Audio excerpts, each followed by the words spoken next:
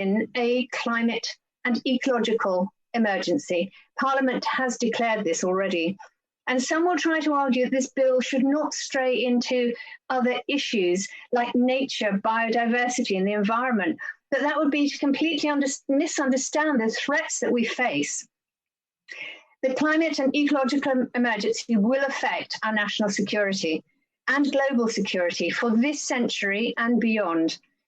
The Dasgupta Review, for example, has warned that humanity must ensure its demands on nature do not exceed its sustainable supply. Now, that's something that Greens talk about quite a lot, and somehow that message does not get through. Dasgupta also says we should adopt different metrics for economic success. Now, that's obvious because if we are destroying nature, we have to take that into our calculations. And lastly, we must transform our institutions and systems. A changing climate will affect everything and put us at war with nature. Rising sea levels will capture large tracts of territory all across the world. Drought will starve populations and spread wildfires. Habitat loss will infect genocides on millions of species that can never be recovered. And of course, uncertainty, resource scarcity, and hoarding will cause stresses and create mass migrations and military conflict. So this shows us how important climate and nature is to our survival. If we face this existential threat from any human or any country, then it would be blindingly obvious that it's a national security issue.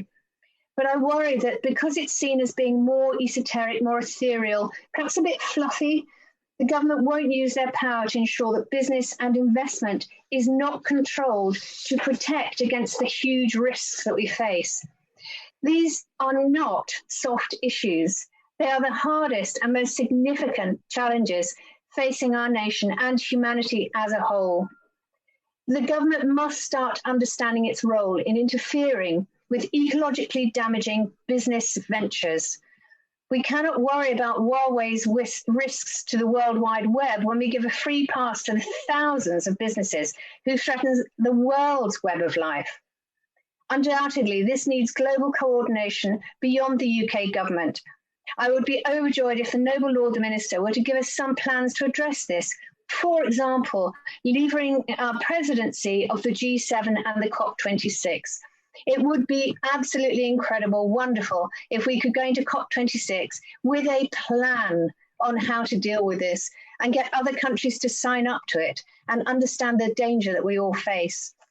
But we don't need to wait for global agreement. The government, our government, should be acting unilaterally as well as bilaterally. The security of our Earth impacts the security of all its nations, and we have to stop the ecocide. I have two questions for the Minister. First, can he define, please, national security?